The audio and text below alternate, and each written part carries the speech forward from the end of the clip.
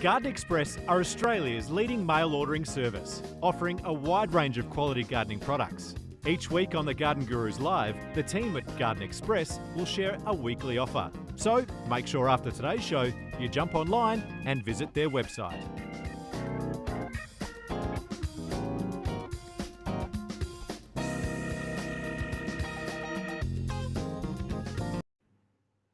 Hello and welcome back to the Garden Gurus Live Show. I'm Darren Senior and it's great to see you all. We're live on Facebook for the next hour and on YouTube as well. I'll be stepping into the hosting chair for the next few weeks while Trevor's away in Egypt, hopefully enjoying himself.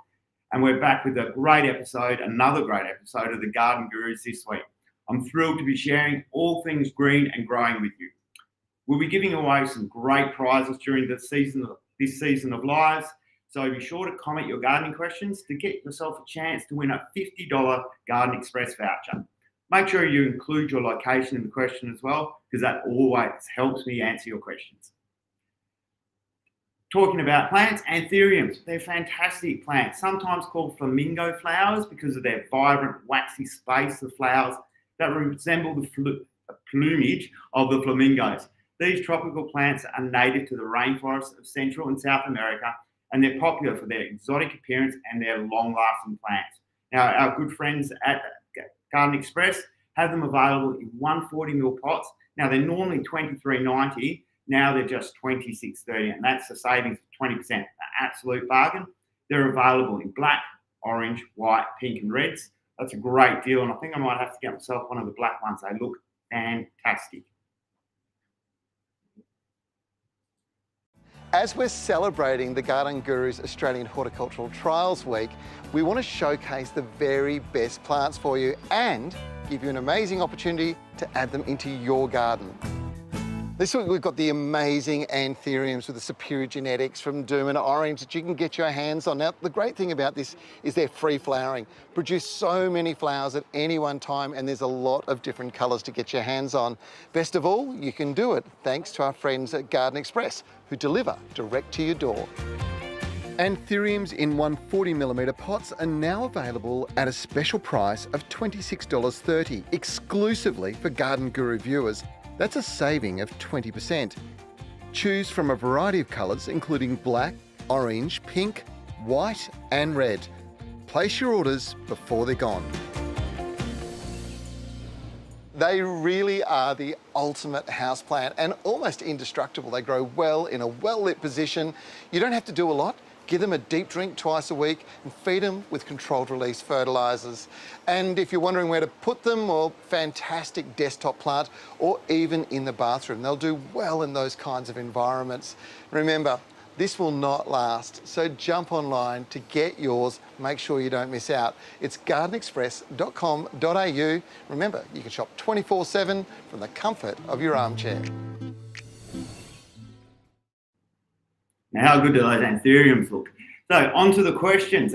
Ken has sent us in a picture of their chiku tree, wants to know how to make it look more bushy, and is a little bit worried, I think, about some of the issues around the base of the trunk. Now, Ken, the chiku tree will get naturally more bushy as it gets older. It looks like it's growing in a probably more shade than it's happy with. Try and find a nice sunny position and slowly sun harden it off over the warmer months. That sort of corky appearance at the base of the trunk, I'd be spraying some copper oxychloride or some copper spray on that just in case there's a fungal infection in there. That would be my one concern. Otherwise, it could just be some physical damage from something like slugs or snails or even slaters. Poppy in Perth wants a recommendation for a company that specialises in olive tree pruning.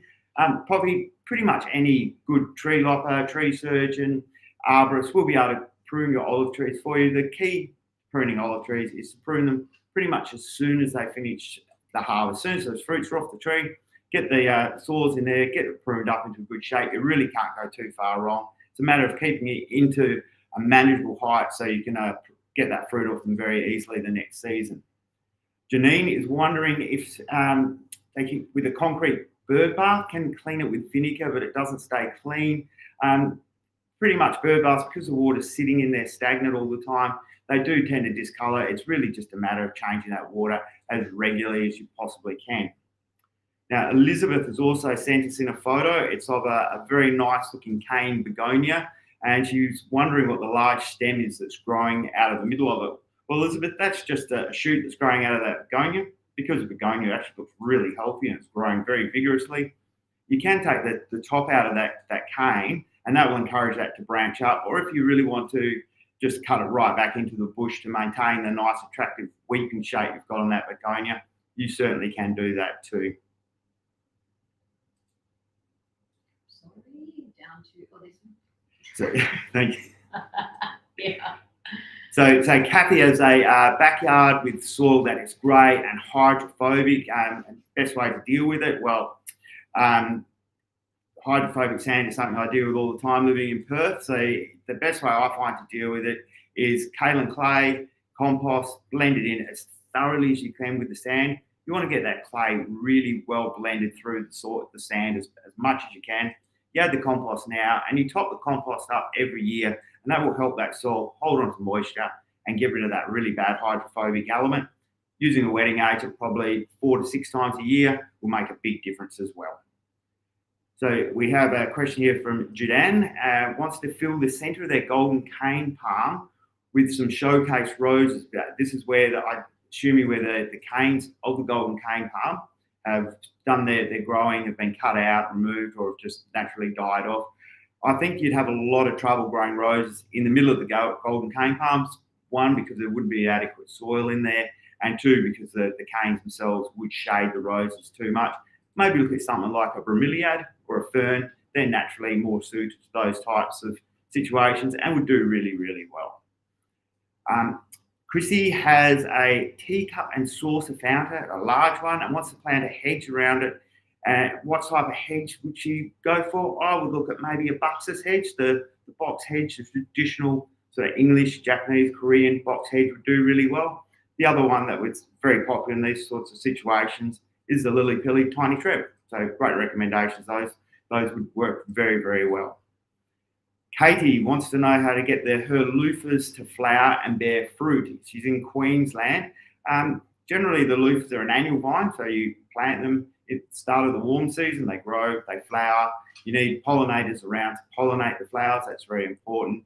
Very much like growing watermelons or rock melons. So you get the flowers come on. You need the pollinators there. If you don't have a lot of pollinating insects around, you may need to get paintbrush out and hand pollinate them, and the fruit will come after the flower. So nice, warm, sunny area, good rich soil, and you shouldn't have too much trouble getting fruit and on those loofahs.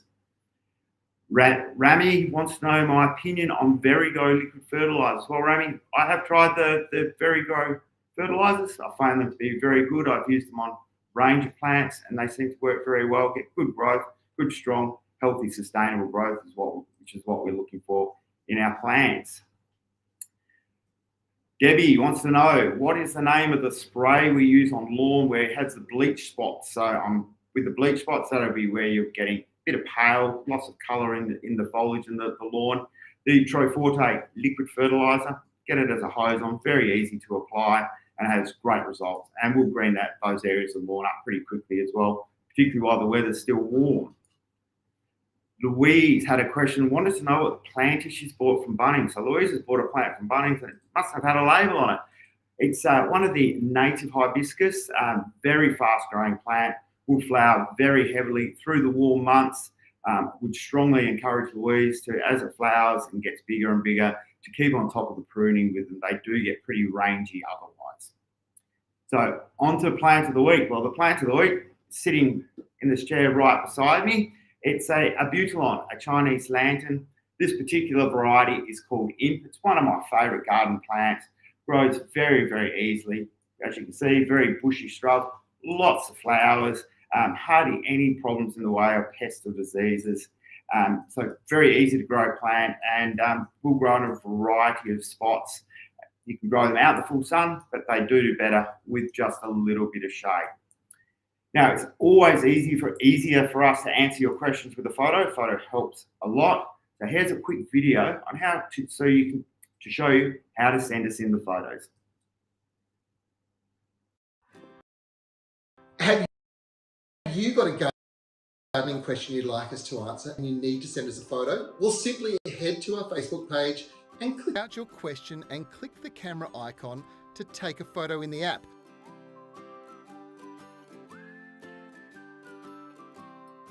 Or click the image option and select the image you want to send us. Be sure to allow Facebook access to your camera and camera roll. We check our messages regularly, so sit back and be sure to tune in to the Garden Gurus Facebook Live show every Friday, and you'll hear your answer.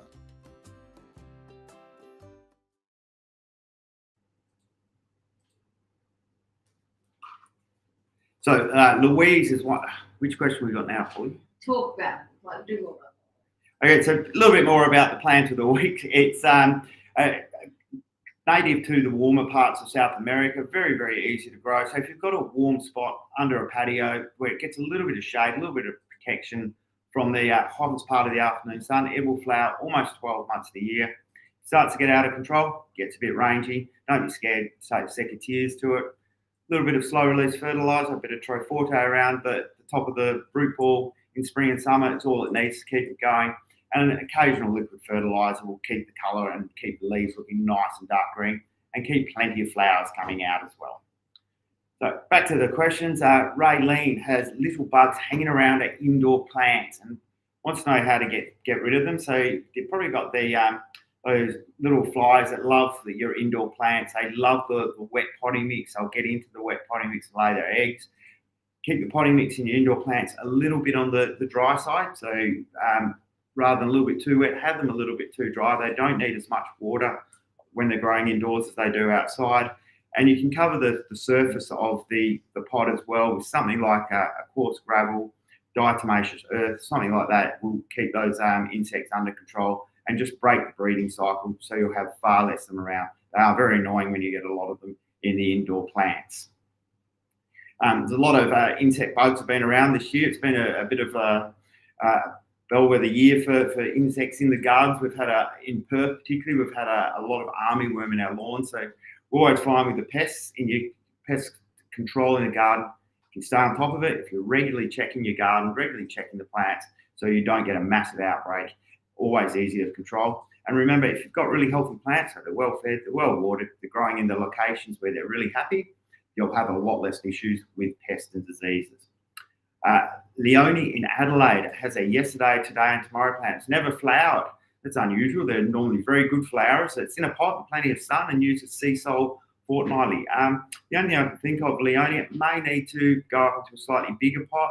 They don't need a lot of fertilizer to get them flowering. They're one of those plants. If you overfeed them, they grow very vigorously and you don't tend to get as many flowers. They do like the full sun. Maybe a liquid potash might help encourage it to get into flower. Make sure it's in plenty of sun. Perhaps put it up into a bigger pot to give it an opportunity to grow a little more, and then it might grow and then produce flowers. But maybe it's liquid potash, well balanced, controlled release fertilizer, and you should see flowers. They do love the sun. They do love a little bit of fertilizer, but it's unusual for them not to flower well. Bernadette had to cut down a standard weeping mulberry due to a subdivision, and what is left is throwing a bud out. And wants to know if there's a section that could graft something onto. Well, the weeping mulberries are grafted onto the top part, the beautiful weeping form that we so love with those weeping mulberries, are grafted onto the traditional Hicks Fancy mulberry, which is a very vigorous, tall growing mulberry, has quite a large spreading root system.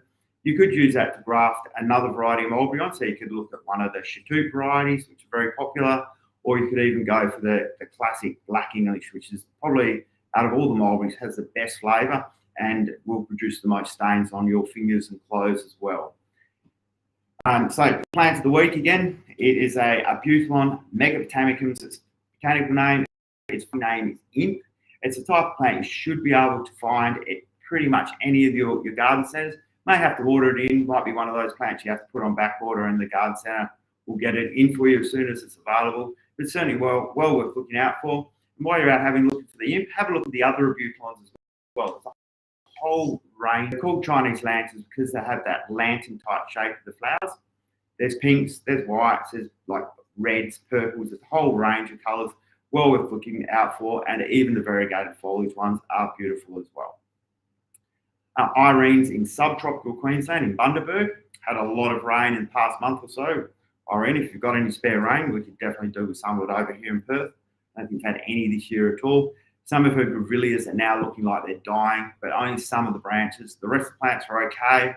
Wonders whether she should cut those branches out, or is it too late to save the grevilleas?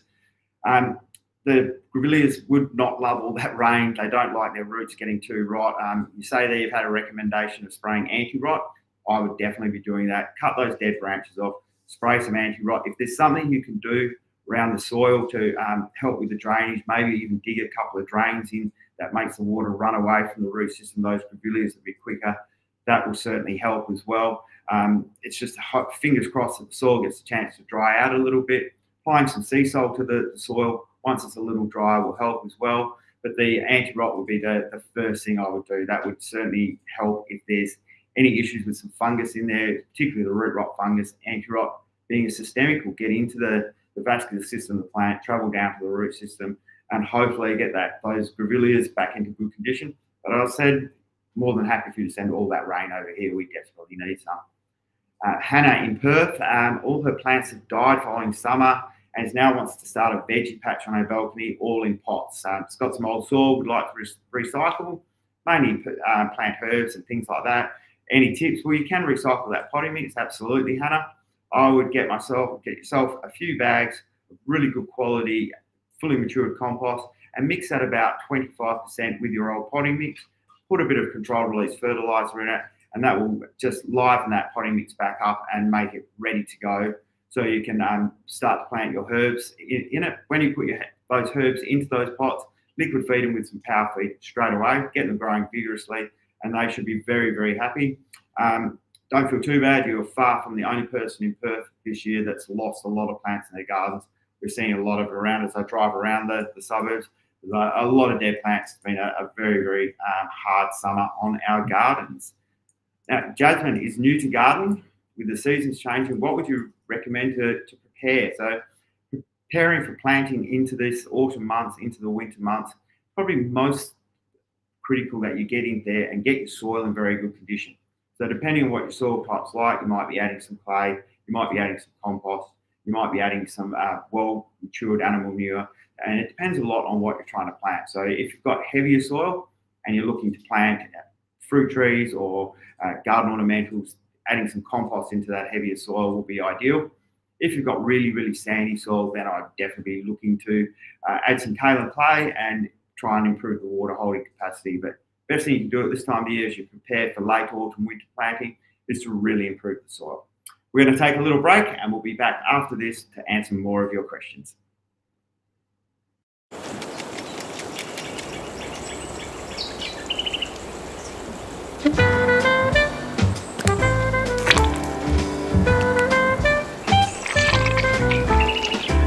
Meet Jimmy, the world's most dedicated plant parent.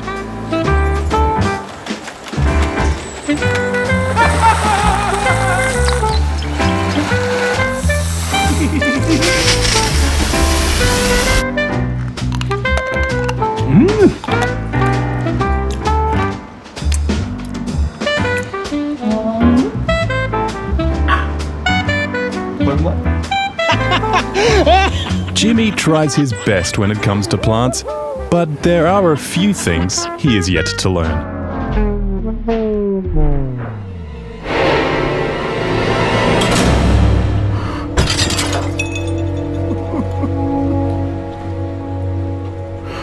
Oh, Jimmy. Perhaps it's time to get some advice from the professionals. Join us every Friday for the Garden Gurus Live.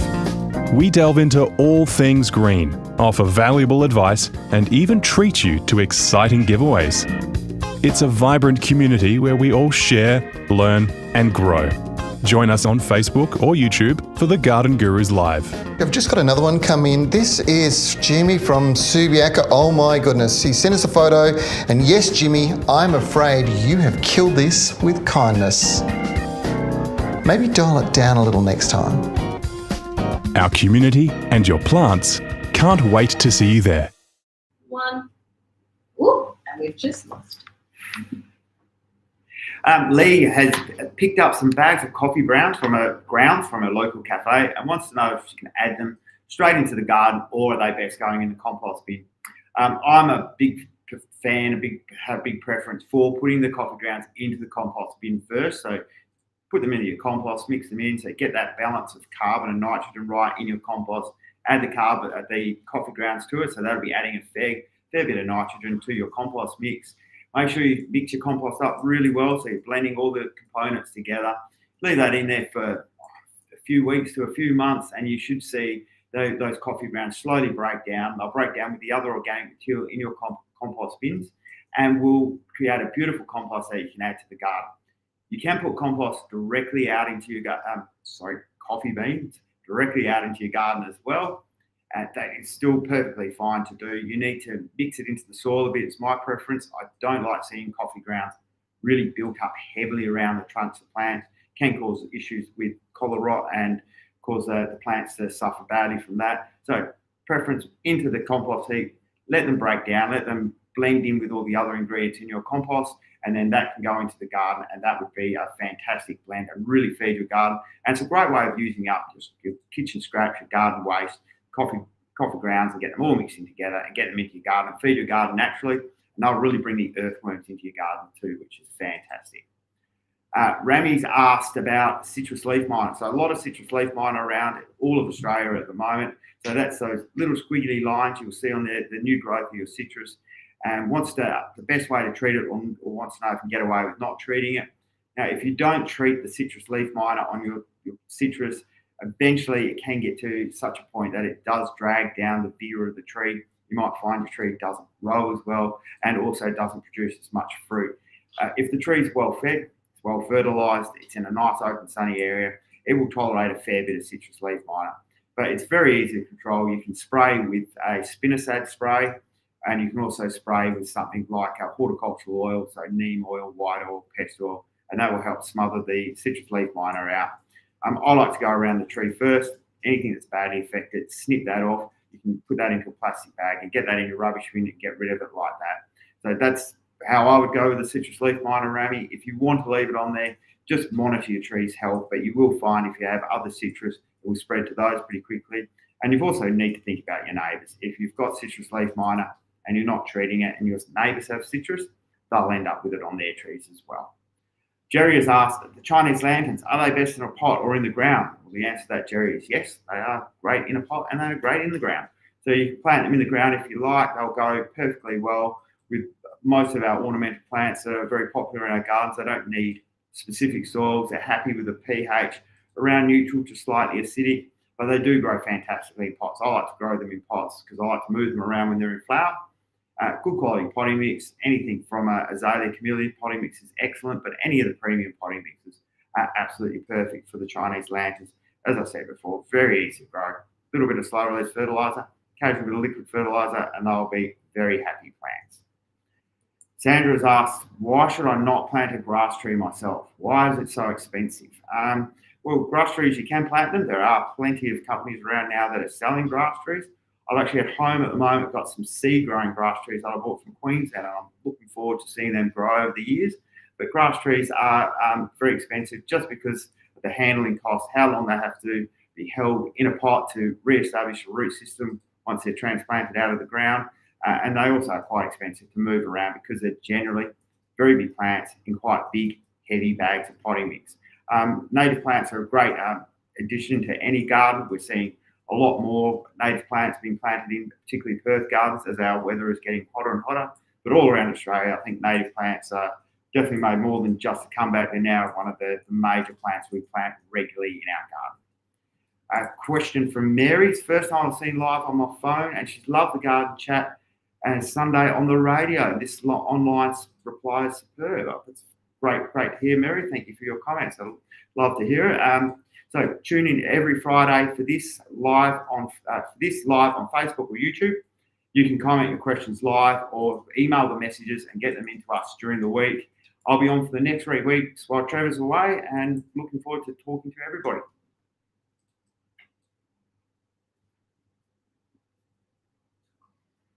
Sorry.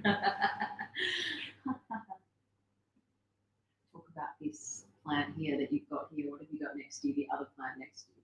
Oh, you want me to talk about that? Yeah, talk about that. Go for it. So I also bought in, because our producer Holly is a very keen gardener, I bought her a little present in today.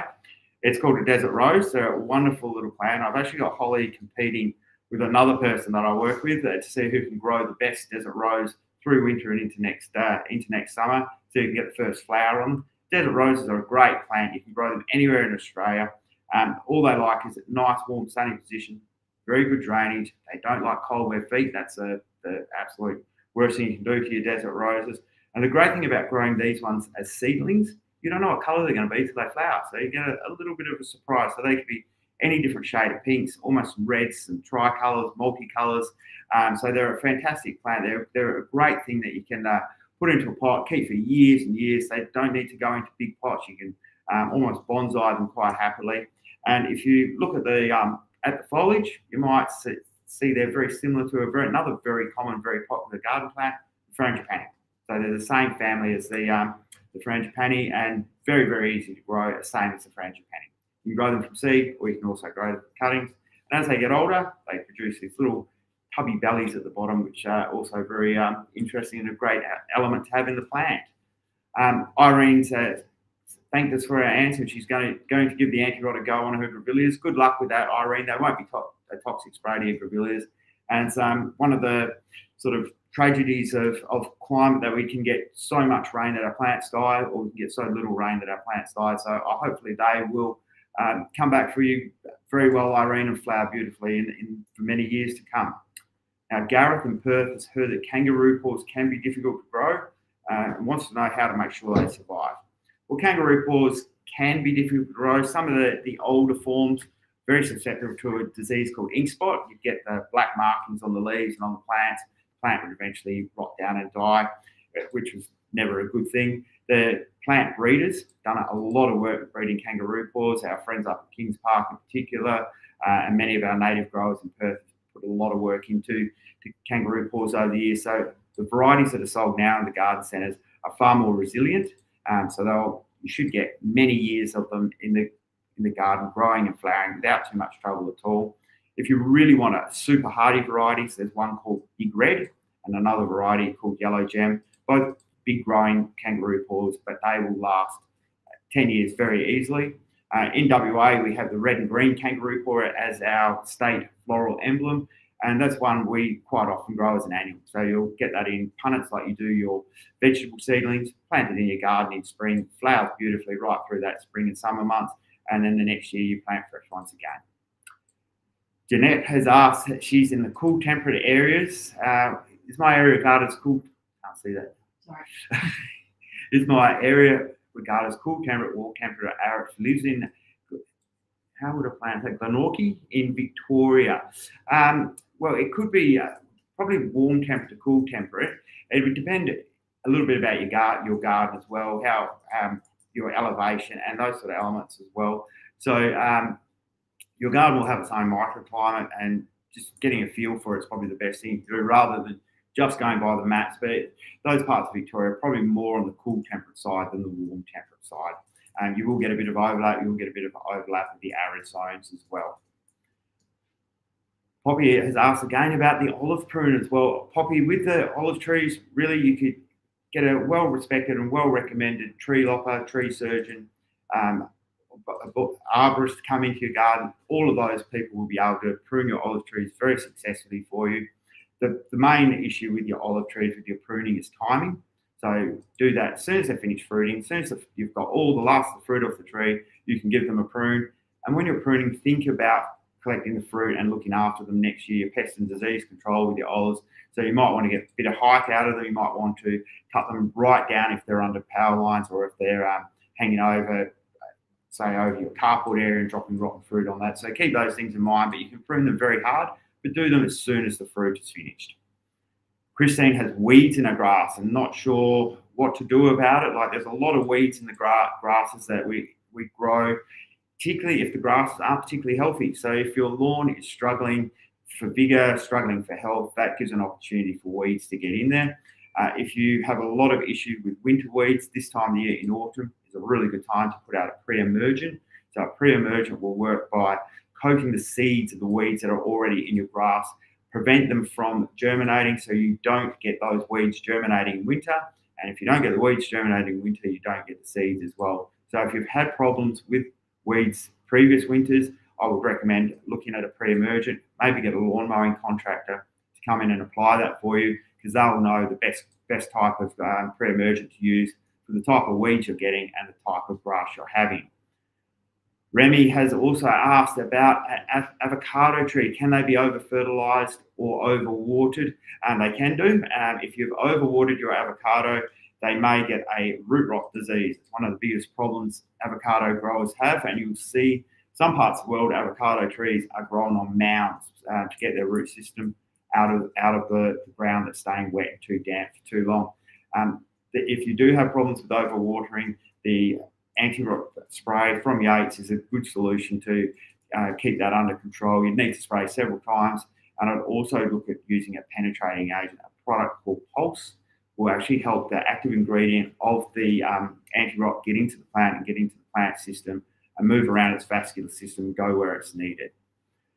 Lee's got a kangaroo paw in a pot, still alive, and so it says they don't often survive in Brisbane. I think the humidity would be a bit of an enemy of the kangaroo paws in Brisbane, but well done, Leah. Getting one to grow in a pot's a great option, because you can make sure you've got very good free draining soil, and you can move it out of the humidity a bit when it's too heavy for the kangaroo paws liking. So well done. Should send in a photo so we can see what it looks like. Barbara said, good morning. She has a euphorbia lipstick plant as a special gift and doesn't want to lose it. And she gets frost. So with the frost, they will knock the euphorbia down. So euphorbia is a beautiful range of shrub. Lipstick's a new variety, very compact. Euphorbia has large, almost like a spatula-like leaf. Their flowers are a range of colours, pinks, creams, whites, a few different sorts. So they're definitely a hardy plant. Euphorbia is incredibly hardy. Some of the species of euphorbias are actually weeds, so that hardy. Closely related to the poinsettias that we see a lot around at Christmas time. If you're getting frost and you have a veranda, put it up on the veranda, wherever you can get somewhere that's a little on the warmer side and a little dry. Try and keep the plant dry through the winters and away from the frost. If it does get knocked back from the frost, chances are, as soon as you get into spring, get a bit of warm weather, you'll find it'll bounce back. They're pretty resilient.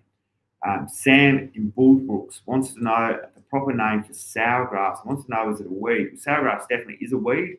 It's a type of oxalis, so it has those little bulbs under the ground, which makes it very hard to get rid of. So you try and pull it out of the ground, all you do is break the bulbs up, and all the small bulbs break up and stay in the soil. You get one big bulb, and then next season all the small ones pop up. So that's a bit of an issue with the sourgrass. Like, if you do have them in your garden, you can weed them out. They're very hard to weed out and get all the bulbs, or you can spray them with a systemic weedicide, herbicide to knock them down.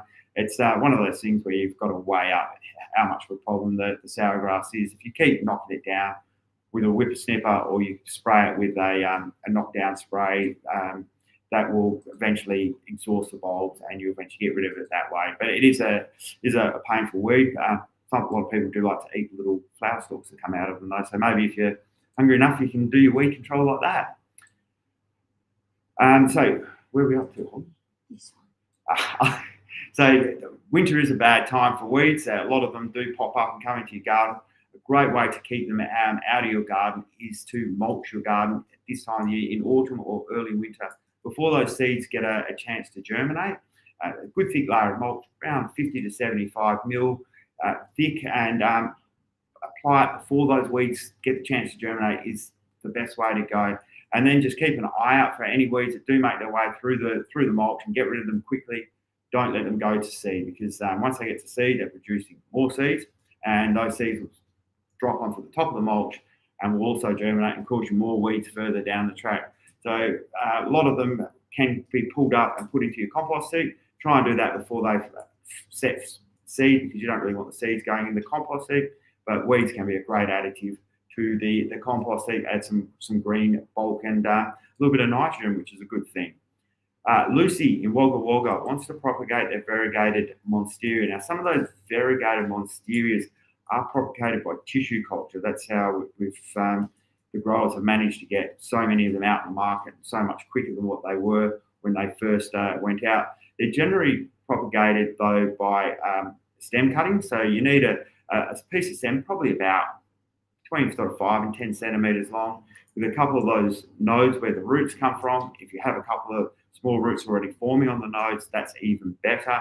And just push them into some well-drained, free-draining potting mix. Don't need any fertilizer in it, so you can even use a propagating mix.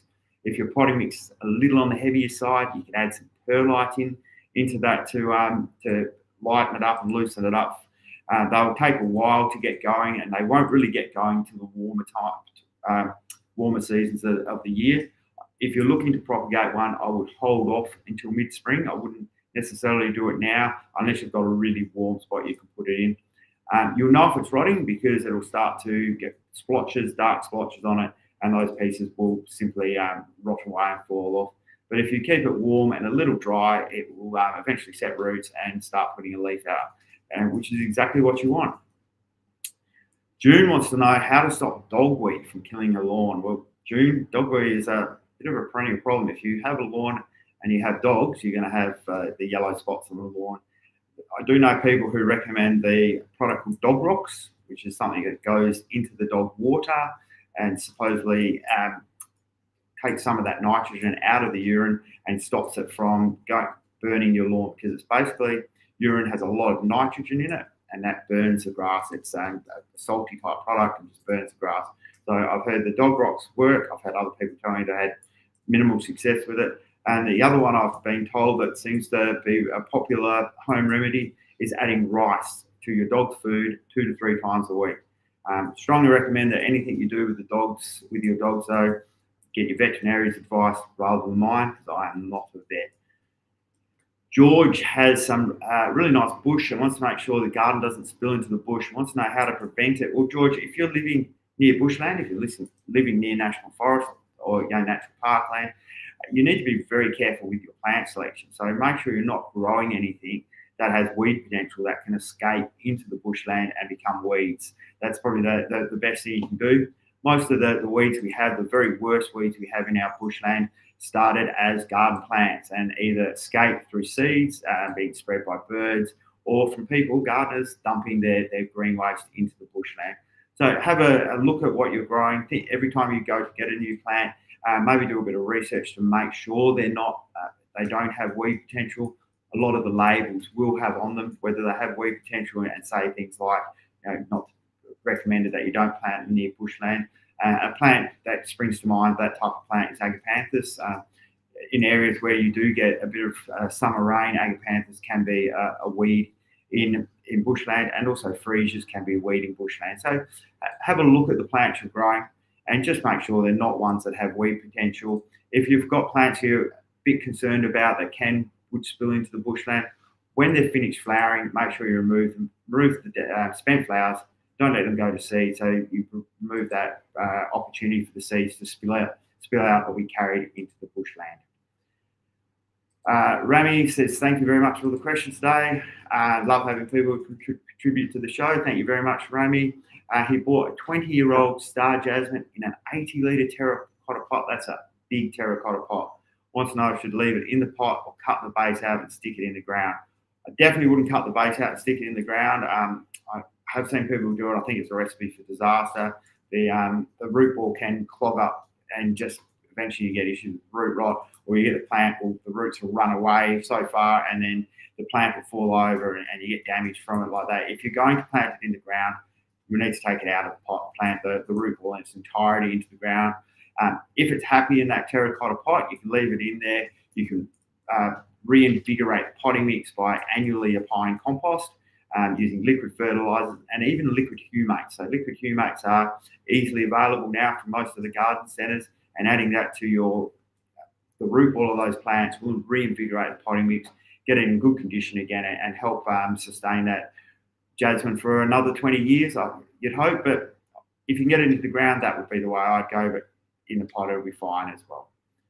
Paul is wanting to plant a native garden and wants endemic plants in the area, as there are quendas in Coburn, and wants to plant some plants that will attract quendas. Paul, in my experience, if you want to attract quendas into your garden, plant a lawn. My lawn is regularly turned over by the quendas. They love getting in there, digging it. They'll dig up the lawn and they'll do a bit of pest control for you as well. If you've got a little bit of lawn grub in your lawn, the quendas will find it. What they're looking for in a garden more than anything with a little marsupial like the quendas, they want somewhere that they can hide during the day and somewhere that they can sleep and get away from any predators, local cats or dogs. So putting some dense bushy shrubs in grevilleas would be fantastic, and plant a huge range of different grevilleas in your garden in Coburn. They'd appreciate the shelter they'd get from there. And then just some rushes and anything like that. You could put a couple of old logs with a hollow in it. That would also provide a shelter for the quendas as well. They're beautiful little animals. I love seeing them running around in my garden, but they do a bit of damage to the lawn. But as long as they're eating those curl grubs, I don't mind. And if you're also looking for a bit of inspiration, Paul, and want to see some great native plants, get yourself up to Kings Park on the weekend. Go up there during this beautiful warm weather, because hopefully it's going to rain in Perth soon, but while the warm weather's here, get up to Kings Park, have a look around and see what the beautiful native plants, see what really appeals to you. Ask some of the Kings Park staff there if they're plants that would be suitable for your garden in Coburn, which most of them definitely will be, and maybe hunt out some of those from your local garden centre. Remember, like, if you do have wildlife in your garden, and quendas are a great thing to have in your garden, but also bobtail goannas. Some people have possums. We have a lot of possums in the Perth Hills. Be very careful with what pest and disease sprays you're using, what poisons you're putting out in the garden, how you're controlling your rats and mice. When you're doing that, you need to keep in mind about the potential for accidentally poisoning some of our native animals. Same goes with birds. So owls, if you're putting rat poison out to control rats and mice, the owls might eat the dead rats and mice and get a secondary poison. So you have to be really careful about how you do that. We have a lot of native animals in our Perth Hills areas that do like to visit our gardens, and I like to, or maybe I don't like to, but I do share all my fruits and veggies with them, so that we do like to keep them in good health and be very careful about what we spray around around the garden, what we put out to control rats and mice. It's a really nice time out looking around in the native gardens at the moment. One of the most popular native plants that's flowering out in the bushland and in people's suburban gardens is Banksias. So if you want a spectacular flowering native small to medium tree, large shrub to put in your garden, can't go past the Banksias. Beautiful plant for cut flowers. You can even dry the flowers, so you can cut a bunch of flowers, hang them upside down in a dry area out of the sun, and those flowers will then last as dried flowers for many, many years. I've actually even seen them dyed, where people use a vegetable dye to then colour them, but I like the natural look of the Banksias. Most people are very familiar with Banksia trees, Banksia shrubs, but there are also some fantastic ground cover Banksias that grow to spread over ground, act like a living mulch, and produce those beautiful Banksia flowers. Now, there's only 15 minutes of the show left today. If you have any questions, any pictures you want to get into us to have a look at, do that now before the show's over. Don't want to miss out.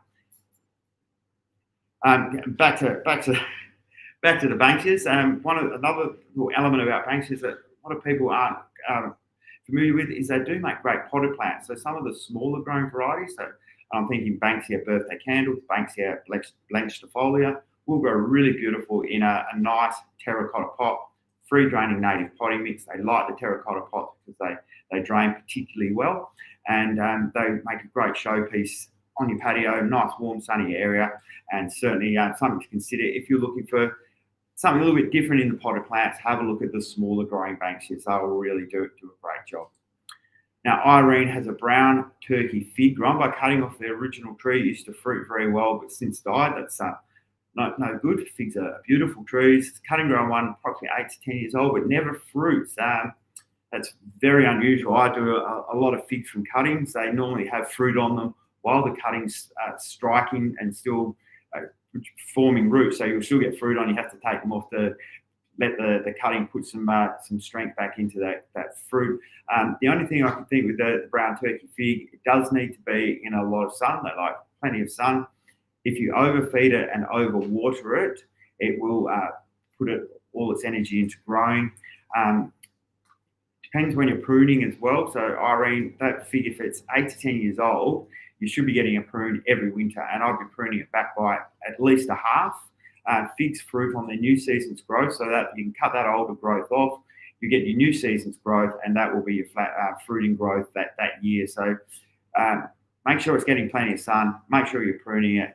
Don't over fertilize it during the growing season. But to be totally honest, if it goes another year or two and doesn't get any fruit, I would seriously think about pulling that out and going out to your local garden centre. Most of them now carry a huge range of fig varieties. There's some fantastic, great varieties of fig. If you like the white flesh fig, Deanne is a perfect variety. Go and grab another fig and put it in. I'd almost go and get one this weekend, pot it up, have it growing, and if your brown turkey doesn't do the right thing, maybe put the replacement fig next to it and give it a little hint that if it doesn't start producing fruit, it's getting replaced. Rami wants to know if you can plant a bougainvillea under a eucalyptus, a flooded gum, for security and privacy. Well, there's a few plants that work better for security than bougainvilleas, particularly the ones with the bigger thorns. It will definitely grow under a flooded gum. Bougainvilleas grow pretty much anywhere. I think it's harder to kill a bougainvillea than what it is to get one to grow. So if you wanted to do that, Rami, they would certainly work really, really well, and it'll grow quite well. Just have to be careful. You don't want it running too far up into the canopy of that flooded gum, because it might smother the tree out and cause some issues like that. And bougainvilleas can also sometimes be habitat for rats as well. So that's another thing to keep in consideration. Rats like them because they're they get good protection building their nests deep into the bougainvilleas. And Irene has messaged back and said the fig tree is in a shadier area than the original, and that might be a bit of the problem. So yeah, hopefully Irene, get it out in a nice sunny area, give it a good hard prune in winter, and hopefully that will do its job and produce some figs for you in the summer months. Brown turkey is a great fig variety, delicious eating fig, and definitely worth growing. Jeanette's brother-in-law is driven crazy by brush turkeys in his garden. Any solution to discourage them? It's hard to say, Janet. I think with the brush turkeys, I don't know how well they fly. So maybe just some good fencing to keep them out of the garden, or fence them out of areas you particularly don't want them in, and maybe give them a free run in other areas to encourage them to go in areas of gardens where they're not causing so much problems. They're probably digging up the garden a little bit, but so maybe fence off the precious areas, give them somewhere where they can go and have a scratch around and enjoy themselves, and hopefully they'll stay out of your better parts of the garden. Now, Holly has tried everything to try and kill her bougainvillea, but it keeps coming back and will not die. That's a story I've heard a few times. So the only thing I've found that's 100% effective at killing a bougainvillea stump, if you've had one in a section of the garden and it's no longer needed or wanted, is the tree and blackberry poison, a Yates product that you can mix with a bit of kerosene, put it onto the freshly cut trunk of the bougainvillea, and it will eventually go. They are very resilient plants. So Lee and Chris in southeast Victoria planted 3 crepe myrtles 3 months ago, and they all flowered. 2 of them have many stems. Should they have one main stem? Well, Lee and Chris, that's entirely up to you how you want to grow your crepe myrtle. So they will have a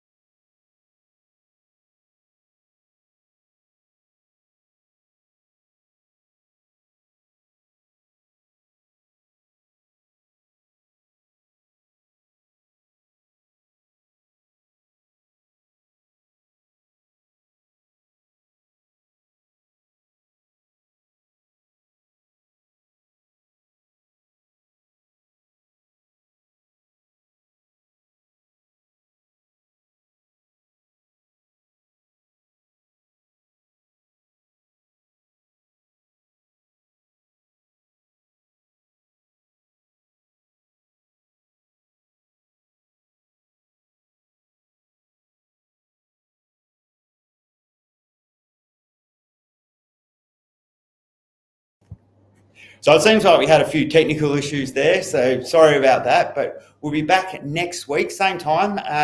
So make sure you get all your questions in nice and early so we can get pretty much straight away.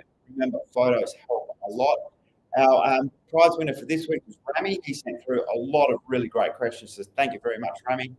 And I look forward to talking to you all next week at the same time.